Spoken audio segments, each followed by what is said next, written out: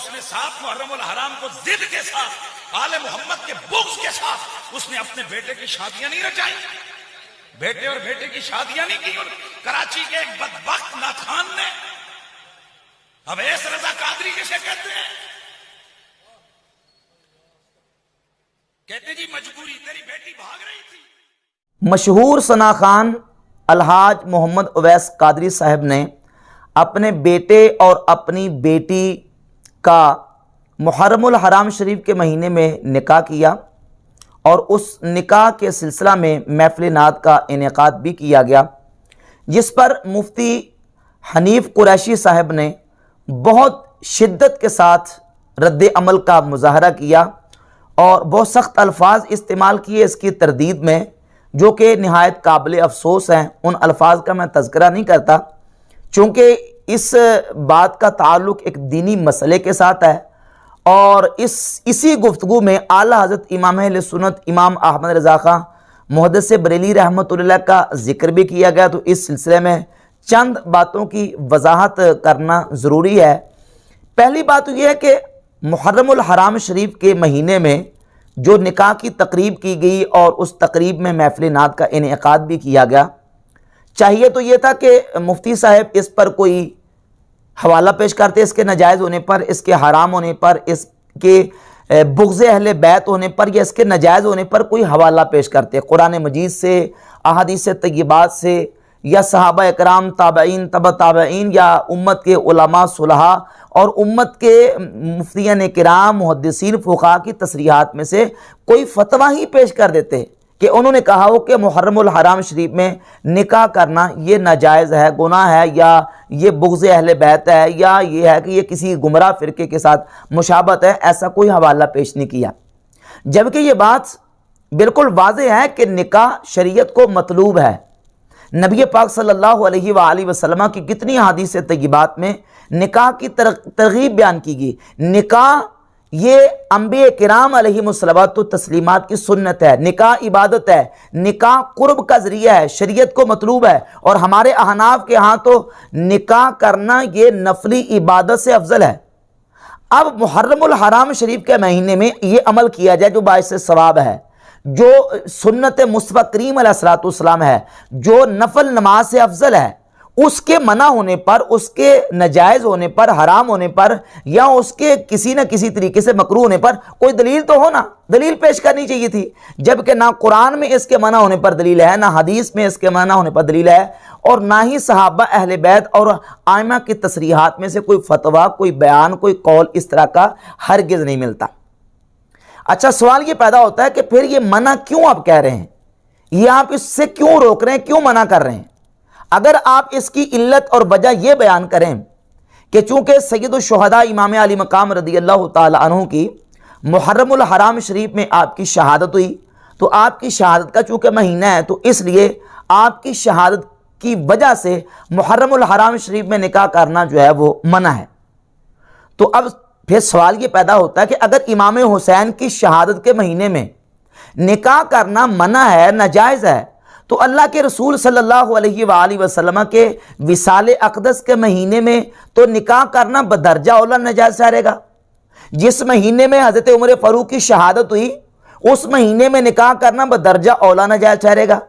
जिस महीने में हज़रत सैयदना उस्मान गनी की शहादत हुई, जिस महीने में हज़रत इमाम हसन मुज्तबा की शहादत हुई, जिस महीने में मौला अली की शहादत हुई, तो इन तमाम महीनों में निकाह करना फिर नाजायज़ ठहरे या उन तमाम मुक़द्दस हस्तियों का बुग़्ज़ ठहरे? क्या आप ये कहने के लिए तैयार हैं? अगर नबी करीम अलैहिस्सलाम के विसाल अक़दस के महीने में, सैयदना फ़ारूक आज़म की शहादत के महीने में, उस्मान गनी, मौला अली, इमाम हसन मुज्तबा की शहादत के महीने में निकाह, उनके साथ बुग़्ज़ नहीं और वो नाजायज़ नहीं, तो फिर मुहर्रमुल हराम शरीफ के महीने में निकाह जो कि एक सुन्नत है, ये बुग़्ज़ अहले बैत कैसे ठहरेगा? या ये है कि ये नाजायज़ कैसे ठहरेगा? इस पर कोई आप सराहत पेश करते, कोई हवाला या दलील पेश करते, जबकि ऐसा नहीं है। और फिर उन्होंने इसी गुफ्तगू के दौरान आला हज़रत इमाम अहले सुन्नत रहमतुल्लाह का हवाला भी पेश किया। इमाम अहले सुन्नत रहमतुल्लाह के हवाले से पहले मैं ये बात वाज़ेह कर दूँ निकाह के सिलसिले में कि निकाह शरीयत को मतलूब है, और नबी करीम सल्लल्लाहु अलैहि वसल्लम की तो बाकायदा अहादीस मौजूद है कि हुजूर अक़दस सल्लल्लाहु अलैहि वसल्लम ने निकाह करने में जल्दी करने का हुक्म इरशाद फरमाया, और हुजूर ने हुक्म भी मौला अली को किया है। मिशकात में हदीस नंबर 605 है, और इसी तरह जामे तिरमिज़ी में 171 नंबर और 1073 नंबर हदीस और दीगर हदीस की किताबों में कम से कम दर्जा हसन की हदीस है कि नबी पाक सल्लल्लाहु अलैहि वसल्लम ने मौला अली को फरमाया कि ए अली, 3 चीज़ों में ताख़ीर ना करो। नमाज का वक़्त हो जाए तो नमाज पढ़ लो, जनाजा तैयार हो तो जनाजे में ताख़ीर ना करो, वल ऐमु इदा वजत्ता लहा कुफ़वन, और लड़की का जब तुम कुफ यानी बराबर का रिश्ता पालो तुम उसमें ताख़ीर ना करो, बल्कि उसमें जल्दी करो और बच्ची का रिश्ता कर दो। अब हुजूर अलैहिस्सलातु वस्सलाम ने तो उसमें ताख़ीर से मना किया और उसमें जल्दी करने का हुक्म दिया निकाह में। और निकाह कोई गुनाह का काम नहीं, निकाह जो है वो एक इबादत है, सवाब का काम है। चाहिए तो ये था कि इस पर इसके मना होने पर कोई दलील पेश किया थी, लेकिन ऐसा नहीं, बल्कि बहुत सख्त अल्फाज इस्तेमाल किए गए। हम उसकी मजम्मत करते हैं। इस तरह के मसाइल में इतनी शिद्दत के साथ और इस लहजे के साथ किसी का रद्द और तरदीद करना ये हरगिज़ दुरुस्त नहीं है।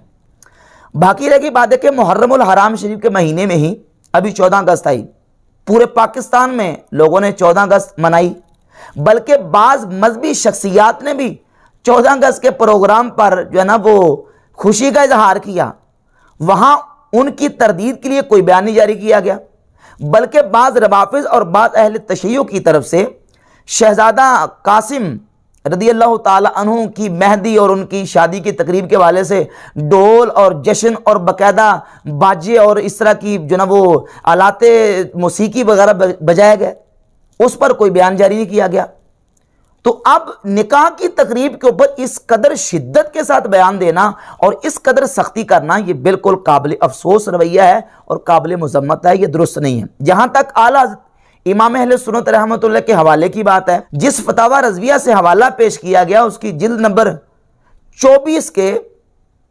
सफ़ा नंबर 495 और 96 पर यह तो बात मौजूद है कि 3 किस्म के रंगों के हवाले से आला हज़रत रहमतुल्लाह अलैह ने लिखा है कि मुहर्रमुल हराम शरीफ में 3 किस्म के रंग इस्तेमाल नहीं करने चाहिए, काला, सब्ज़ और तीसरा मुफ्ती साहब ने कहा कि चमकीले बड़कीले। हालांकि वहाँ लफ्ज़ जो है वो आला ने लिखा है सुर्ख, और सुर्ख के मतहत जितने रंग आते हैं वो नहीं इस्तेमाल करने चाहिए ताकि बदमज़मों के साथ मुशाबत ना हो। फरमाते हैं कि काला और सब्ज़ पहनने से मुशाबहत होती है रवाफिज़ के साथ, और सुर्ख पहनने से मुशाबत होती है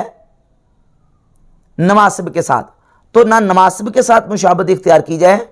और ना ही रवाफिज के साथ। अब सवाल ये पैदा होता है कि मुहर्रमुल हराम शरीफ में निकाह करना, क्या इससे भी किसी के साथ मुशाबत पैदा होती है कि नहीं, इससे तशब्बुह होता है कि नहीं? तो इन्हीं इमाम अहले सुन्नत आला बरेलवी रहमतुल्लाह अलैह ने अपने फतावा रज़विया की इसी जिल्द नंबर 24 के सफ़ा नंबर 488 पे निकाह के हवाले से, शादी के हवाले से बाकायदा शादी के लफ्ज़ मौजूद हैं। वहाँ तो सिर्फ निकाह की तकरीब हुई और महफ़िल नात का एहतमाम किया गया। इमाम अहले सुन्नत से किसी ने पूछा कि बाज़ लोग अहले सुन्नत ही कहलाने वाले वो 10 मुहर्रम हराम को रोटी नहीं पकाते, घर में झाड़ू नहीं देते, और वो कपड़े नहीं उतारते 10 मुहर्रम हराम को, और 10 मुहर्रम हराम को या माह मुहर्रम में ब्याह शादी नहीं करते। तो इमाम अहले सुन्नत उसका जवाब लिखते कि पहली तीनों बातें सोग हैं और सोग हराम है। फरमाते तीनों बातें सोग हैं और सोग हराम है। वो इमाम तो फरमा रहे कि अगर सोग के तौर पर ये काम करते हैं तो ये जायज़ नहीं है, बल्कि इसके यानी मुफ्ती साहब के बरक्स इमाम अहले सुन्नत रहमतुल्लाह का फतवा जो है वो बिल्कुल वाज़ेह तौर पर मौजूद है। लिहाजा इस तरह का रवैया इस तरह के मसाइल में और इस तरह की चीज़ों में बयान करना ये दुरुस्त नहीं है। अहले सुन्नत का जो मौक़िफ़ है वो अपनी जगह पे वाज़ेह है कि निकाह फ़ी हद ज़ात ही मुहर्रमुल हराम शरीफ में जायज़ है, कोई नहीं करता तो उसकी अपनी मर्ज़ी है। और बाकी रह गई बात शादी के तौर पर ढोल बाजे और आलाते तरब और गिना और दीगर इस तरह की चीज़ें भंगड़े डालना, ये मुहर्रमुल हराम शरीफ के अलावा भी हराम है और मुहर्रमुल हराम शरीफ के महीने में भी हराम है। ये तो 12 महीने हराम है। रह गया सिर्फ निकाह, और निकाह की तकरीब जो बाकायदा शरीयत के मुताबिक हो, उसके हराम और नाजायज़ होने पर कोई दलील शरीयत में मौजूद नहीं।